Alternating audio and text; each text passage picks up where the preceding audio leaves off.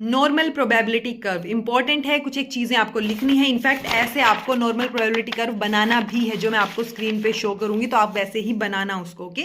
और याद भी रखना जो जो चीज़ें मैं बताऊं। तो नॉर्मल प्रोबेबिलिटी कर्व ये हमें समझ आ रहा है कि सिमेट्रिकल है, बेल शेप्ड कर्व है, और आपको जो है बीच से आप करोगे तो लेफ्ट हाफ जो है वो राइट हाफ के इक्वल है, यानी प्रॉपर परफेक्ट सिमेट्री है।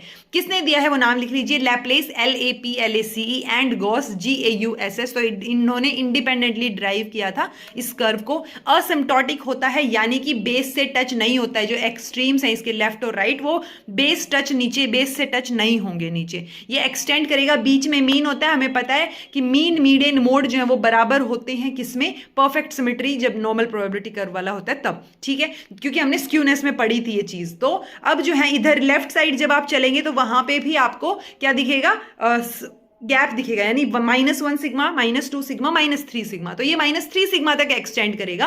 राइट साइड में ये +3 सिग्मा तक एक्सटेंड करेगा। कई बार क्वेश्चन आपका ये आ जाता है कि आपको स्टैंडर्ड डेविएशन दे दिया, मीन दे दिया और टोटल स्टूडेंट्स दे दिए, एन की वैल्यू दे दी, और फिर पूछ रहे हैं कि इतने नंबर से कम किस किसके हैं, कितने लोगों के हैं, ऐसे करके पूछ लेते हैं। सो वो चीज आपको सोल्व करनी आनी चाहिए। कैसे सोल्व करोगे वो मैं बता देती हूँ आपको। ये जो वैल्यूज आपके सामने दिख रही हैं कि एक जो है मतलब मीन से लेके माइनस और +1 दोनों साइड पे ही सेम सिमेट्री है ना, तो आप सेम लगा के चलो, यानी कि 34.13%, देन 13.59% लाई करते हैं -1 से -2 के बीच में, देन 2.14 लाई करते हैं 2 से 3 के बीच में, और 3 के आगे 0.14 लाई कर सकते हैं। ये परसेंटेज है, यानी कि ओवरऑल आप देखेंगे तो बीच से मैं डिवाइड कर रही हूं, यानी 50% इधर लाई करते हैं, 50% इधर लाई करते हैं। जो स्टूडेंट्स हैं इस बेल के नीचे, इस कर्व के नीचे जो एरिया है उसकी बात कर रहे हैं, ओके।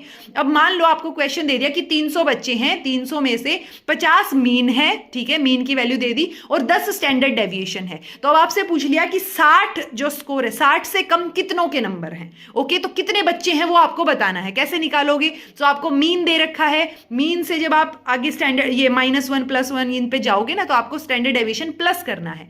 यानी कि ये अगर मीन है तो 50% तो ऑब्वियसली लाई करते ही है मीन से। यहां पे मेरा 60 मार्क्स वाला आ रहा है, तो 60 से कम कितने बच्चे हैं वो कैलकुलेट करना है। तो मैं इस परसेंटेज को प्लस कर लूंगी, यानी इससे पीछे तो 50 हो गया, यहां पे 34.13 हो गया, तो मैं 50 में 34.13 प्लस करूंगी तो क्या आ गया, 84.13 आ गया। यानी कि मैं 300 जो बच्चे हैं उसमें से, उस 300 में से 84.13% 60 नंबर से नीचे हैं, ओके। तो ये मैं क्या कर लूंगी, 300 का 84.13% या 84% कैलकुलेट कर लूंगी, और वो जो है मेरा आंसर आ जाएगा कि इतने बच्चों के स्कोर्स जो हैं वो 60 नंबर से नीचे हैं। सो ये चीज आपको समझ आनी चाहिए। इसी तरीके से आपके क्वेश्चंस कैलकुलेट किए जाएंगे, तो आपको ये कैलकुलेशन पता हो, सिंपल सी।